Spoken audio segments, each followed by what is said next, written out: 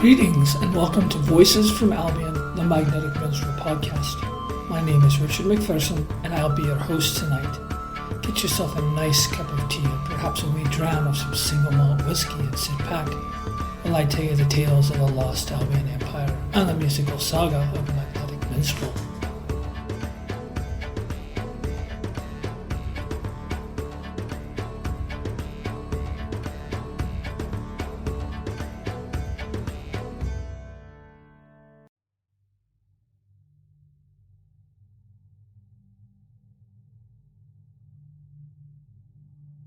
Episode 1 Introduction to Albion. Chapter 1 Creation. After the star fell, which obliterated the island kingdom of Atlantis, there was a millennium of chaos. Cyclones swept the seas, submerging everything in their path, and vast glaciers advanced over most of the northern parts of the globe, burying everything under their icy blanket. Eventually, the natural equilibrium was restored, and mankind, who had retreated to the safety of Anwen, the Otherworld, emerged to reclaim their world once more. In the lands that would later become Albion, the survivors would discover that a small splinter of the fallen star that had decimated Atlantis had broken off to strike near Land's End, creating a jagged scar and pushing back the sea with a row of mountains on either side. It formed a subterranean valley nearly 20 leagues long before coming to rest at the end of the newly created vale.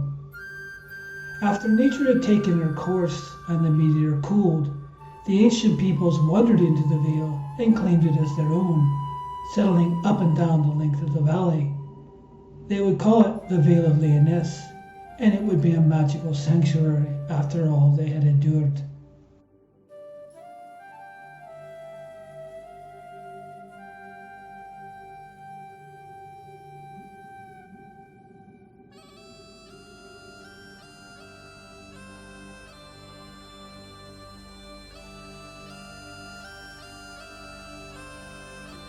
In the centuries that followed, there was constant warfare between the tribes of Albion, yet the Vale of Leoness remained unscathed in their isolation. Finally, one king emerged with the strength to unite Albion into one kingdom. Yet it would take more than strength to unite warring factions into a united whole. On the eve of his first great battle, the king was visited by a seer, a wandering druid, who gave counsel regarding the future. Though the druid spoke with a strange accent, he knew the ways of Albion and professed to know the future. He urged the king to call to his scribe and began laying out a precise plan, whereby he might be victorious in the 12 great battles that were to come, and how he'd finally forge a great kingdom at the end. He told the king to follow the plan, and that he would return in the future at the time of Albion's greatest need. With that, he left the encampment. Following the druid's plan, he indeed vanquished his enemies, making them allies instead, and forged the kingdom of Albion. As for the druid, he never returned to see the fruits of his prophecy, yet it was obvious to the king that he could see his invisible hand in his subsequent victories and in the affairs of Albion. The great king took his place as the first High King of Albion, and all paid homage to his rule. He journeyed to Leoness, where he immediately recognized the magic of the Vale and pledged to build a great castle over top of the fragment of the fallen star that lay buried there. Taking the name of Bootes for that great constellation in the heavens, his reign was inspired and Albion prospered under his rule. All too soon he passed on, leaving his son to take up the scepter and rule in his place. Upon his coronation, he was crowned Delphinius, similarly after a great constellation, as was to become the custom of the High Kings of Albion.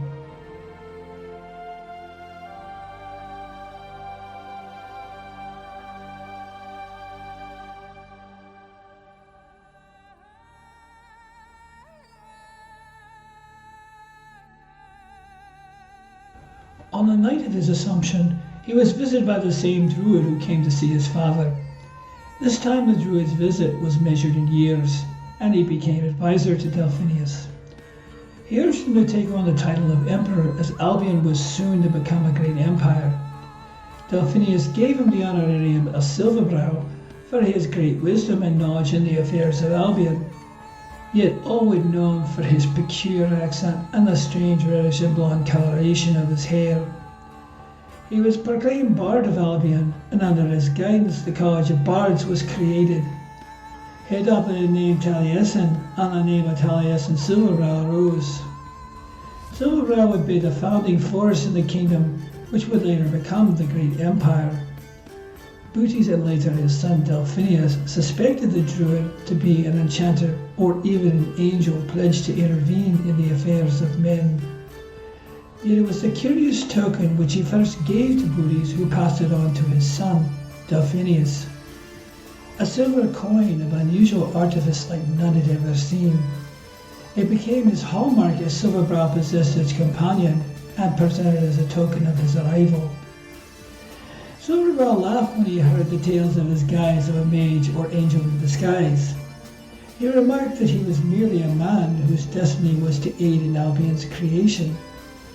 He said it was of great importance to the future that Albion prosper and grow, and this message was always delivered with both hopeful words and sad countenance.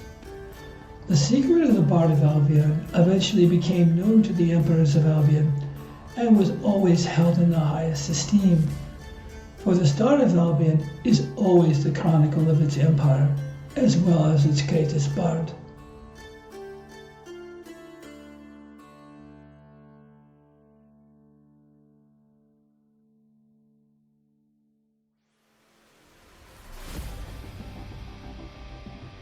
Chapter 2. Discovery. It would be the chance meeting of 5 musicians in modern-day Los Angeles that would lead to the discovery of the ancient Albion Empire. They stumbled upon an exotic musical sequence that uncovered a lost secret, a piece of music that could open a window back in time. At first, its gift was hazy and unclear, yet a picture quickly formed that revealed a great castle at the end of a subterranean valley, surrounded on both sides by the sea. Over a period of weeks, they began refining what they came to call the Time Song. What they witnessed was the creation of the valley by a meteor. They watched spellbound as the meteor gouged out the long veil from the ocean floor, thrusting up mountains on either side. As the Time Song progressed, they watched the veil become wild with primordial life. Finally, human settlers entered the valley, and at last the great castle began to take shape. All of this seemed to be no more than an enchanting curiosity until something happened one day to change everything. It was a day when they heard the pleas of a woman crying out in anguish, begging for someone to save her.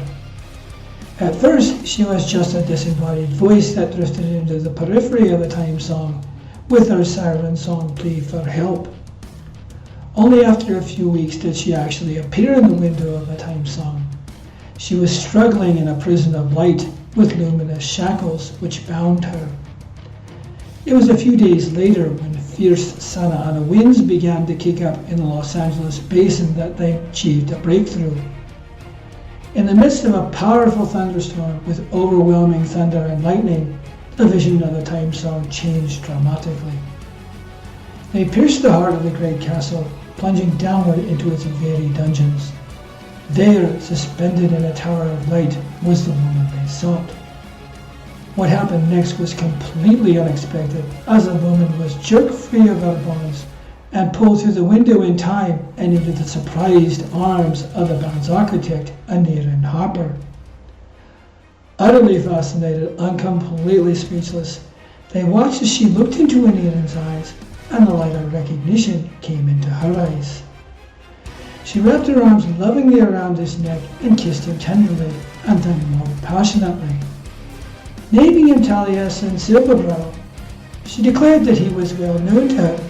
She identified him as the greatest bard in the history of Albion, and indeed he appeared in Albion at the times of its greatest need.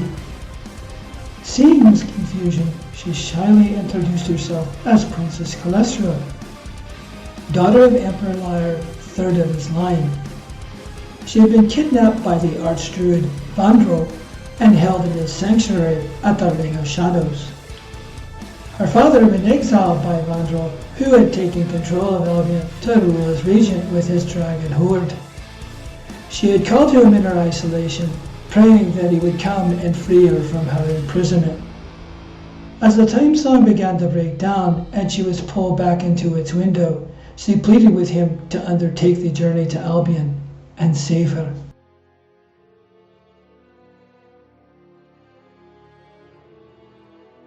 In the wake of these events, and against all reason, they knew that they must attempt to save the captive princess, only they had no clue as to how to achieve this. In fact, they were struck by the utter audacity of what they were contemplating. How could they, a group of peaceful musicians from the 21st century, hardly battle-hardened warriors, have any hope of rescuing an imperial princess? It was not until days later that Anirin was able to speak to Calestra. She told him that if the time song were sung on both sides of the window, that it became a doorway that could be passed through. Therefore, she could sing the song while the band played it in the future, and he could cross over into Albion. She also said that sound could be used as a weapon in Albion, and indeed Taliesin Silverbrow possessed something called a song staff in his hallmark suit of armour, which he would need to win the support of the College of Bards in their battle against Vandrel. In the weeks that followed, one of his bandmates brought around a friend from the entertainment industry that specialized in special effects.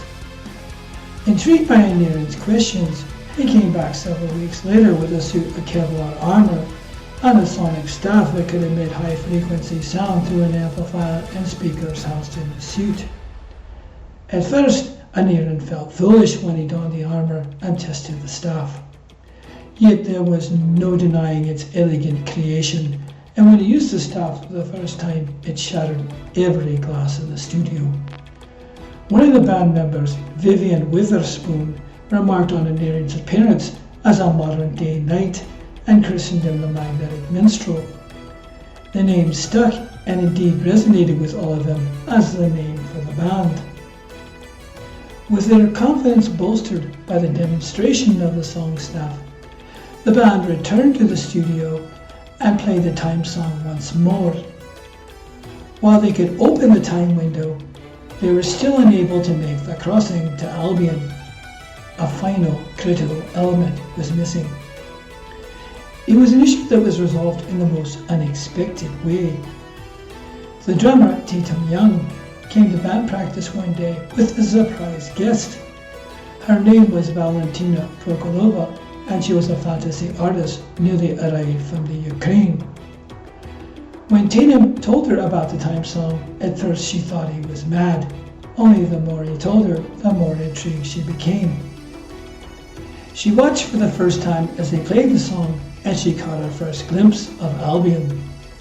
Badly scribbling drawings on her drawing pad, she came back several days later with an airbrush, and within 3 days had created the most detailed paintings of what she had seen in the time song.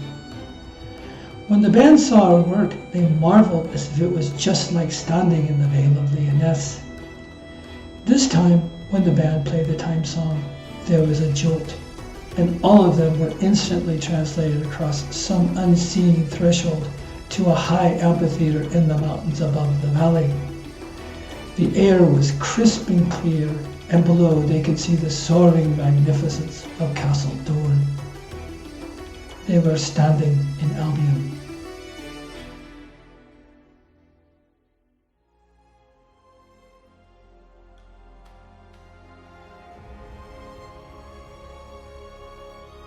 Chapter 3. Arrival. The band's arrival in the Vale of Lyonesse had clearly been anticipated, as the entire host of the Phoenix clan of the College of Bards was there to greet them. As it turned out, they had overshot their arrival in Albion in the time of Princess Calestra by many centuries, and had arrived during the reign of Emperor Arcturus Pendragon. Yet, as they were ushered into the magnificent edifice of Castle Dorn, this too had been expected, and more than a few surprises awaited them there. The first was that the name Taliesin Silverbrow was legendary in Albion, and he was named Bard of Albion and often arrived at some of the darkest hours in its 1,000-year history. It was as Princess Calestra had said, his name was revered throughout Albion, and he was accorded a hero's welcome along with the band who were considered his companions. Throughout their week-long stay in Albion, they were witness to the greatness of the Empire, which had blossomed over the past millennium. Indeed, each of the band members had their own very private experiences, which bonded them to Albion and transformed their perceptions from a fantasy kingdom of ancient legend to a very real place full of magic and wonder. This was especially true for Aenir and Harper, who came to recognize his role in the affairs of Albion.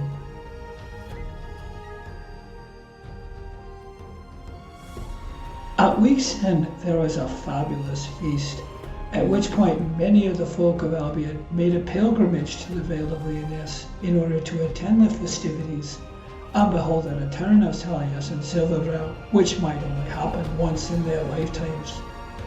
While it was truly an astounding spectacle and a good time was had by all, it served to drive home the reality of Albion, and in particular the esteem to which the Bard of Albion was held. As the band made ready to return to the modern day, Emperor Arcturus gifted them with a king's ransom in precious gems to secure their fortunes in the future. This would ensure that the tales of Albion would be told far and wide across the face of the modern world and would be known to all. With that, the members of Magnetic Minstrel returned to the modern day and began to forge their artistic future and compose the musical saga of Albion.